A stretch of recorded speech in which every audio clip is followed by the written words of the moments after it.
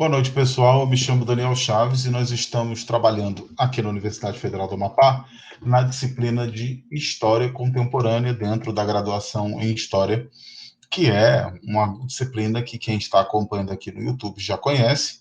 Não nos custa nada mostrar um pouquinho do nosso planejamento e explicar em que pé nós estamos, porque o assunto que a gente vai falar hoje é um assunto de razoável importância, de grande importância. A gente vai começar a entrar aqui nessa sessão, tá? A sessão de número 8, que trata do abolicionismo e da cidadania diante da mundialização. Um assunto extremamente importante. Extremamente importante porque, eu vou até corrigir aqui, na nossa apresentação, se trata de um dos assuntos mais contemporâneos possíveis, que é a nossa discussão em torno da cidadania. Para falar em cidadania, a gente não consegue falar sem tocar no assunto da liberdade. Sem tocar no assunto da liberdade, a gente não consegue avançar sem tratar do assunto óbvio, intrínseco da liberdade. E se a gente quiser falar em cidadania e quiser falar em liberdade, a gente tem que falar num dos mais absurdos fenômenos contemporâneos resultantes do Ocidente na sua construção, no seu projeto global, no seu projeto mundializado, que foi o fenômeno da escravidão, para a gente resgatar um pouco da discussão sobre o que foi o abolicionismo, o que foi tudo isso. Então, antes da gente compreender o fenômeno histórico do abolicionismo, é primeiro necessário compreender o que foi a escravidão. Lato sensu, escravidão é o estado e a condição de estar sendo um escravo, que alguém é proibido de deixar seu local de trabalho, de moradia ou de convivência, sendo esse estado, obviamente, perpetrado por uma outra pessoa, que é o escravizador. Então, observemos bem que aqui tem uma questão determinante, que a gente vai ver novamente citada, que é a questão de tratarmos não de escravos, mas de pessoas escravizadas. E esse escravizador trata, evidentemente, o escravizado como uma propriedade. Ao tratar como propriedade, as pessoas que eram escravizadas eram tratadas como mercadorias, eram tratadas como unidades, ferramentas de trabalho, eram desumanizadas e vendidas no mercado com bens e com serviços mais diversos. Como a gente já conhece numa historiografia contemporânea sobre o escravismo, há uma controvérsia sobre se termos como escravo, ao invés de escravizado, deveriam ser usados. De acordo com aqueles que propõem uma mudança na terminologia, falar em alguém escravo conota que alguém é um escravo, quando as pessoas não são escravas. Naturalizar o crime da escravidão na linguagem é, de alguma forma, naturalizar um estado transitório de forma permanente, porque o escravo é, obviamente, uma pessoa que teve a sua liberdade ceifada, limitada pelo escravizador. E ninguém, ou pelo menos não uma quantidade óbvia e normal, razoável de pessoas, abre mão da sua liberdade individual para se transformar numa mercadoria.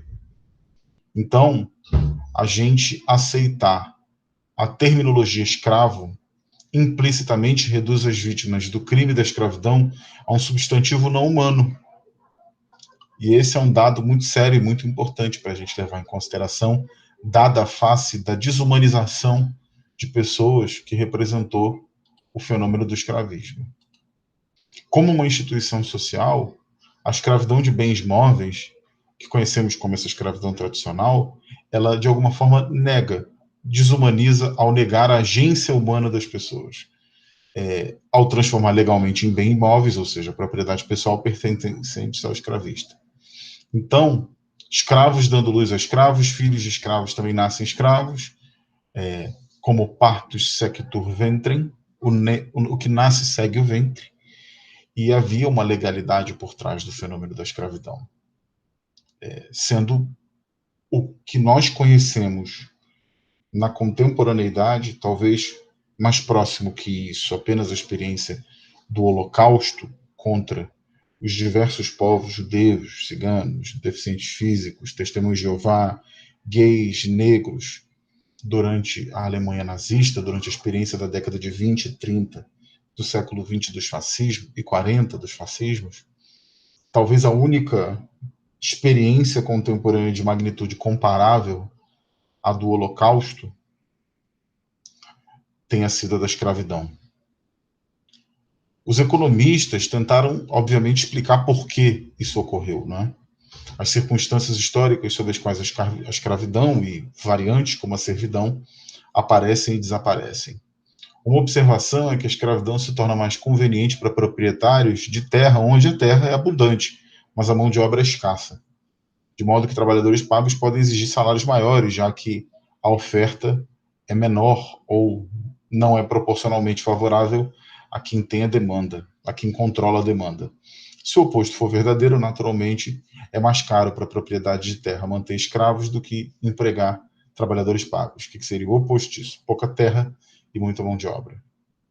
Então, a escravidão e depois a servidão diminuíram gradualmente na Europa na medida que a população cresceu, ou seja, empiricamente a gente tem uma evidência passível de discussão dessa tese, que é uma tese complexa, que envolve uma característica intrínseca da escravidão, que é o fato de que a escravidão não é exatamente um fenômeno nem necessariamente, exclusivamente perpetrado pelos europeus na história, e tampouco é moderno contemporâneo.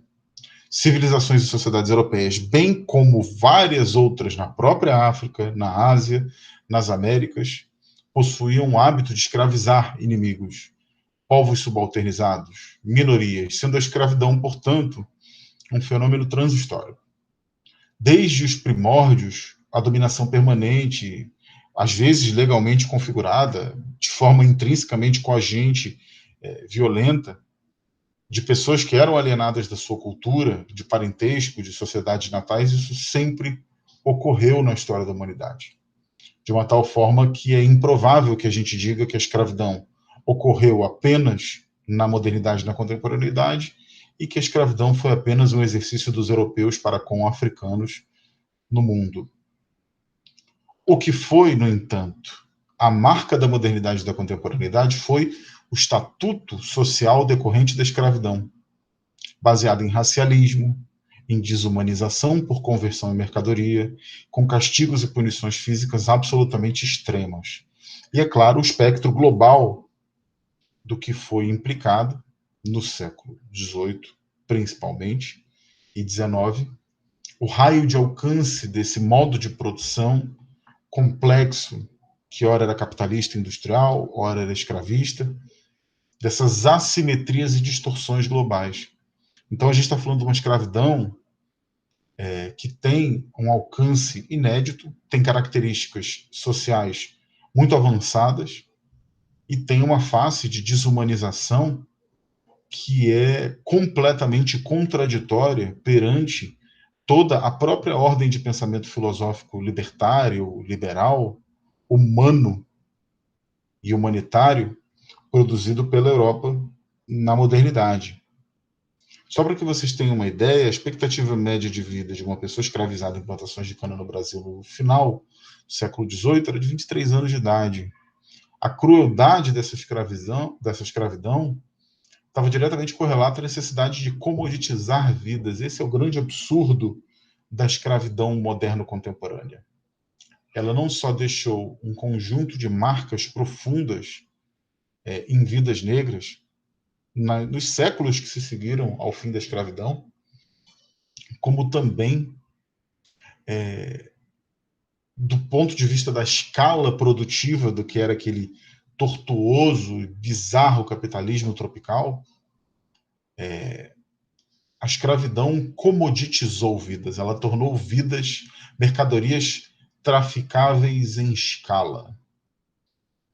E isso foi uma indústria da morte, de controle de vidas, de biopoder, que, sem dúvida alguma, é uma das marcas mais severas de vergonha para a civilização europeia e para as possessões, para as elites coloniais das possessões territoriais europeias nas Américas.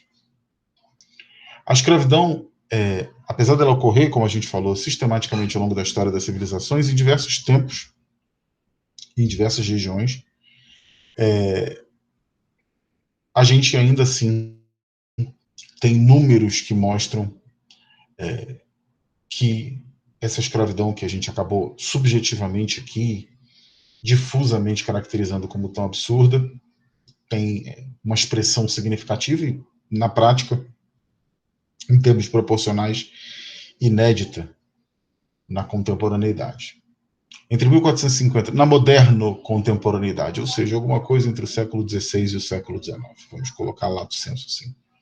Entre 1450 e 1850, aproximadamente, e aí temos uma enorme dificuldade por se tratarem tais vidas, terem sido tratadas como mercadorias, em ter certeza, em ter um número acurado de quantos milhões de africanos foram levados através da famosa passagem do meio do Atlântico, né? Passagem do meio do Atlântico, eu vou mostrar para vocês o que seria essa rota. Tá legal?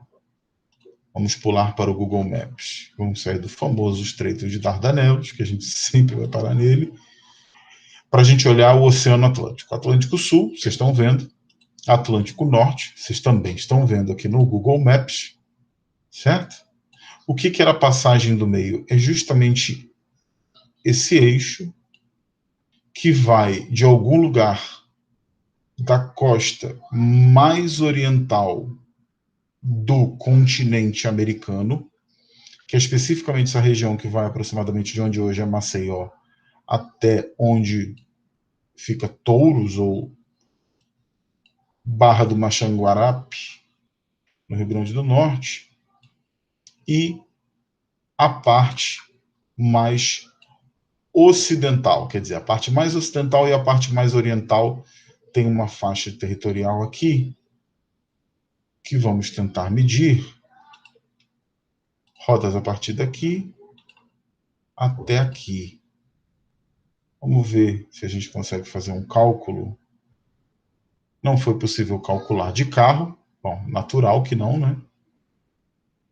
Vamos ver, não tem outros meios de transporte aqui, mas deve ter algo em torno, nessa escala aqui, só para vocês terem uma ideia, a gente tem uma faixa aqui, isso deve ter algo em torno de 2.000 quilômetros navegáveis. Vamos tirar aqui a escala. É alguma coisa aproximada nessa direção. Algo em torno de 1.500. Vamos jogar no bom e velho Google para a gente ter uma ideia do que era a distância. Distância Guiné-Brasil. São um pouquinho mais porque aqui eles estão jogando para o meio. Vamos tentar jogar da Guiné para Natal. De 3.000 quilômetros. Acertei nada, né? Ficou bem longe. Então, era 3.000 quilômetros que, para ser navegado, não era tão simples. Isso eu estou falando do século XVI, XVII, XVIII. Então, essa passagem, a passagem do meio, era uma rota estratégica. Por quê? Porque, obviamente, é muito mais prático você navegar por aqui do que você fazer essa navegação. Vinha-se navegando pela orla, pelo litoral, passava o Golfo da Guiné, chegava na Guiné, e atravessava e daqui ia navegando pela costa. Muito mais seguro, muito menos perigoso. Tudo bem?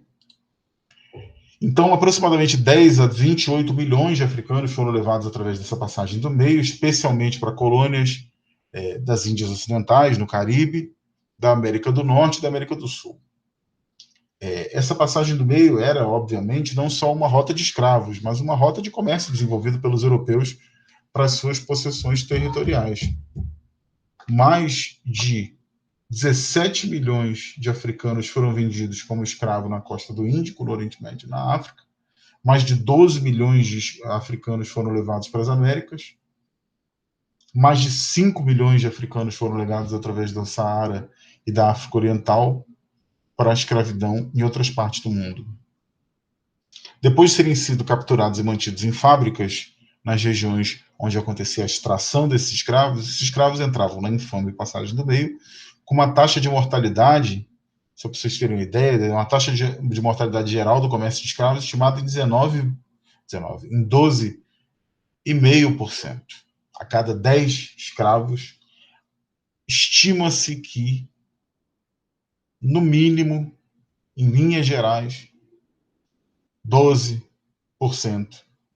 ou seja, 1 a cada 10 morria. As mortes eram resultado de um tratamento brutal, já que não eram consideradas pessoas como os brancos, e de cuidados inadequados. Estima-se algo em torno de 2 milhões de africanos morrendo nesse processo. Até mesmo por conta não só desses maus tratos, mas da malária, da peste bubônica, da tifo, gripe, sarampo, difteria, febre amarela, varíola. E essa rota ajudou a construir uma rota também de endemias para as Américas, afetando diretamente a população nativa. Até a própria população tripulante tinha enormes problemas nessas navegações. Essas navegações que historicamente costumam ser divididas em duas eras, como o primeiro e segundo sistema atlântico. O primeiro atlântico era o comércio de africanos, escravizados principalmente para as colônias portuguesas e espanholas. Durante o primeiro sistema atlântico, a maioria desses comerciantes eram portugueses, praticamente um monopólio atlântico de negociação. Já no sistema do segundo atlântico, era o comércio de africanos escravizados principalmente por comerciantes ingleses, franceses e holandeses, natural. A região da América Central e do Caribe era uma região profundamente, recorrentemente, de colonização inglesa, francesa e holandesa. Então, destinos como Jamaica, como Martinica, como Curaçao eram comuns, na medida em que essas colônias, o Haiti não pode ser esquecido, obviamente, fazendo assim com que o uso desse comércio de escravos numa rota de comércio triangular, que existiu entre os séculos XVI e XIX, como a gente já disse, fizesse com que a escravidão, que é muito mais do que apenas um fenômeno casual, como a gente já falou, tem um papel econômico, com que a escravidão tivesse um papel estrutural para essas economias do Atlântico Sul e do Caribe, que eram particularmente dependentes, portanto, para a produção de cana-de-açúcar e de outras commodities agrícolas. Então, o que a gente está chamando aqui de commodities agrícolas? De café, de tabaco, de cacau, de açúcar, de algodão, das plantations em geral, trabalhando também em corte de madeira para os navios, em todo tipo de trabalho manual, braçal. Os portugueses, no final do século XVI, estiveram entre os primeiros a se engajar. Os portugueses, sem dúvida alguma, a gente vai ver alguns números. O Brasil, por ser a maior colônia portuguesa, a principal colônia portuguesa, e os próprios portugueses, por conta de um certo relacionamento, pela localização geográfica e pelo fato de Portugal e Espanha terem sido, no século XV, líderes globais da mundialização europeia, da primeira onda colonial, como a gente costuma traduzir, é muito interessante notar como Portugal e Espanha tiveram um papel determinante nesse sentido, e sem dúvida alguma Portugal teve um baita papel nesse processo. E o que acontece é justamente por conta dessa massiva introdução de escravos, que, ao contrário do primeiro momento, que tinha um papel estrutural meramente econômico, ao longo do século XVII, ou seja, do 1600, a escravidão se endurece para ser também uma estrutura não só econômica, mas uma estrutura determinantemente social, criando um regime praticamente similar a um regime de castas, com escravos africanos e descendentes já sendo legalmente propriedade de donos, e filhos nascidos de mães escravas também sendo escravos. Talvez a página mais absurda da história do Brasil. E olha que é difícil fazer essa escolha. Queria mostrar para vocês esses números, são números de um projeto super legal. Vou mostrar para vocês logo a página do projeto. O projeto se chama slavevoyages.org, tá? Se vocês jogarem Slave Voyage no Google, vocês acham com muita facilidade, tá? Que é um memorial digital que levanta questões sobre os números e oferece acesso à documentação. É super legal para quem pesquisa escravidão e pode possibilitar ter um panorama bastante amplo. É um site que é patrocinado por várias instituições, tá? Basicamente aqui a gente está falando, vamos ver aqui essas instituições,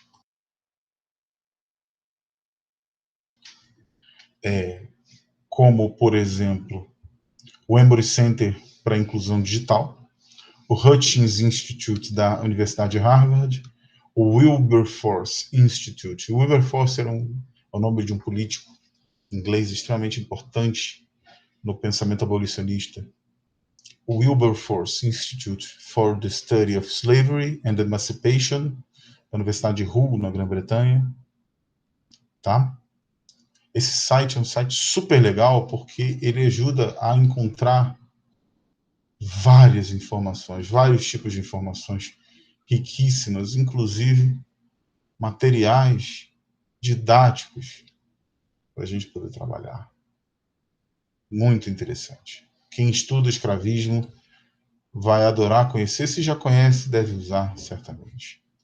O que os números do Slave Voyage mostram para a gente? Dados, para a gente ter uma ideia do que foram esses números aproximados.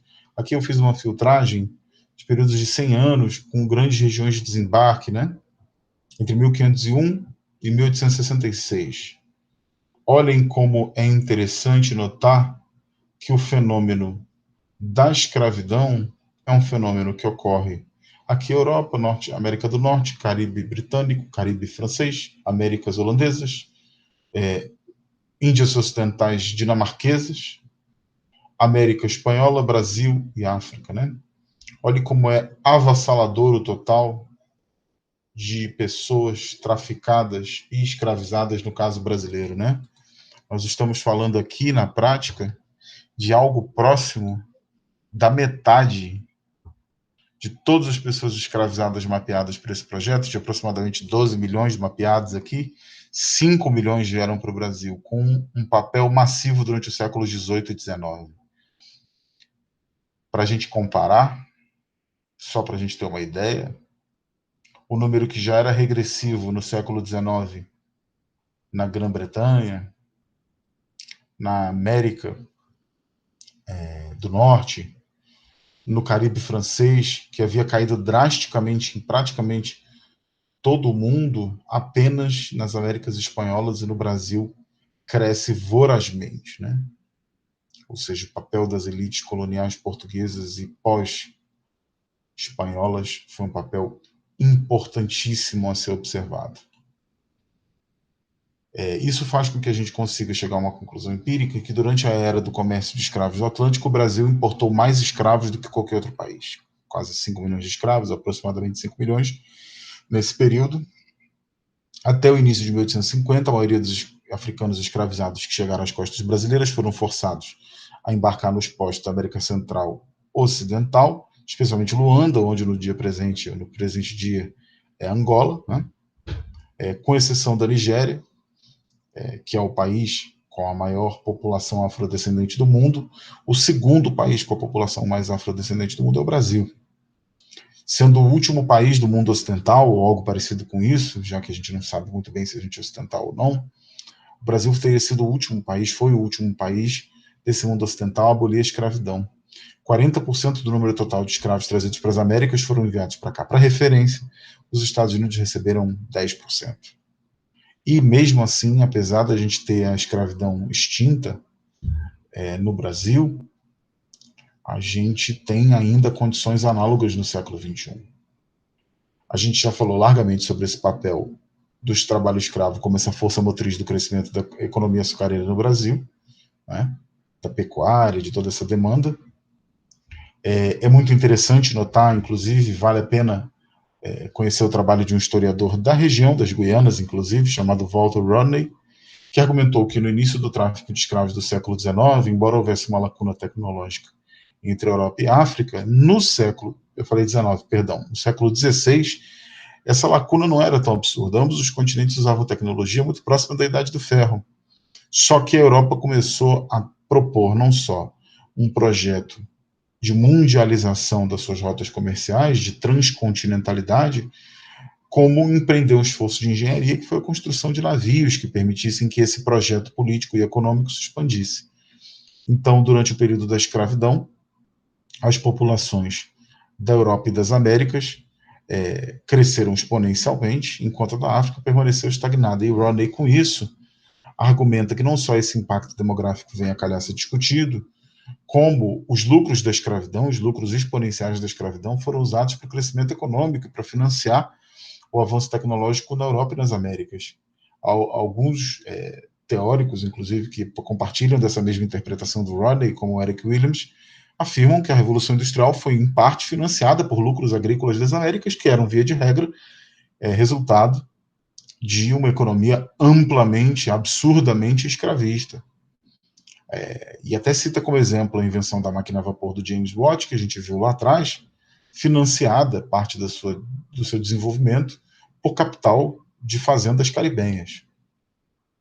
Essa questão demográfica, ela ainda é uma questão bastante polêmica, bastante discutida. O despovoamento que a África experimentou devido ao tráfico de escravos, além desse impacto, as nações africanas tiveram desproporções de gênero, com situações altamente desequilibradas, com mulheres passando a representar até em determinadas regiões 65% da população, como Angola, e com muitos estudos sugerindo que existe até hoje uma prevalência, uma tese muito discutível e muito complexa, bastante polêmica, que há uma prevalência da prostituição na África, hoje com parte da estrutura societária criada em função da escravidão. O que é incontornável, ainda que a gente tenha uma enorme polêmica, uma enorme quantidade de incertezas em função da questão documental que nos permite observar ou não, mas uma coisa que a gente tem absoluta convicção hoje, a gente tem tratando praticamente como uma discussão contornada já, é que a diáspora africana no mundo foi em larga medida impulsionada pela escravidão, que tem uma parte fundamental, o debate que a gente vai ver posteriormente sobre a negritude na contemporaneidade, lá pelo final do século XIX, tem uma relação direta com a diáspora africana, que tem uma relação direta com o processo violento da escravidão.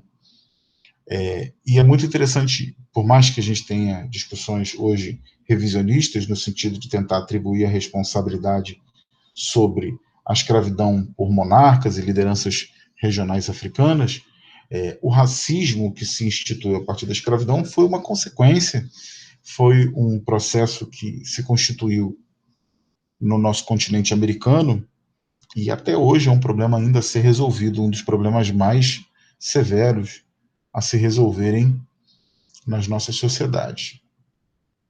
Até porque essa questão da escravidão ela não é passado, né? A escravidão no século XXI ela continua. A gente tem hoje uma indústria da escravidão com mais de 150 bilhões em lucros anuais, com as facilidades do transporte moderno de pessoas, transformando o tráfego de pessoas através do tráfico mais fácil, mais ágil, mais líquido. Os conflitos civis armados na África, nas Américas, ajudam muito a estimular essa economia clandestina do tráfico de pessoas, com números que são absolutamente alarmantes, mostrando que a escravidão está longe de ser um tema resolvido pelo Ocidente. As estimativas do número de escravos no presente, eu não estou falando do século XVIII, nem XVII, nem XIX, tá, pessoal? Variam entre alguma coisa de 38, 40, até 46, 50 milhões, dependendo do método para se observar.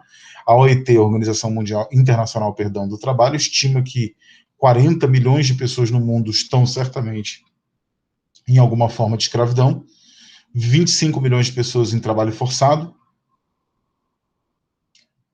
absurdamente 16 milhões de pessoas são exploradas de alguma forma por conta do setor privado, seja no trabalho doméstico, na construção ou na agricultura, que aproximadamente 5 milhões de pessoas estão em exploração sexual forçada, que 4 milhões de pessoas, estima-se, estão em trabalho forçado imposto por autoridades do Estado, dos próprios governos, que aproximadamente 16 milhões de pessoas no mundo estão em casamentos forçados, sendo 25% delas crianças. Números que são absolutamente absurdos para a gente observar essa história e para a gente compreender como a questão da cidadania e do abolicionismo ela precisa ser colocada em primeiro lugar numa perspectiva de compreensão do que é o fenômeno transhistórico, o fenômeno moderno contemporâneo cruel, bizarro da escravidão. Então, tentei trazer um panorama para vocês aqui hoje do que é essa questão da escravidão E eu espero que tenha sido de utilidade, que tenha sido bacana para vocês e que esse conteúdo seja um conteúdo de utilidade. Falou, pessoal? Obrigado, valeu, tchau, tchau.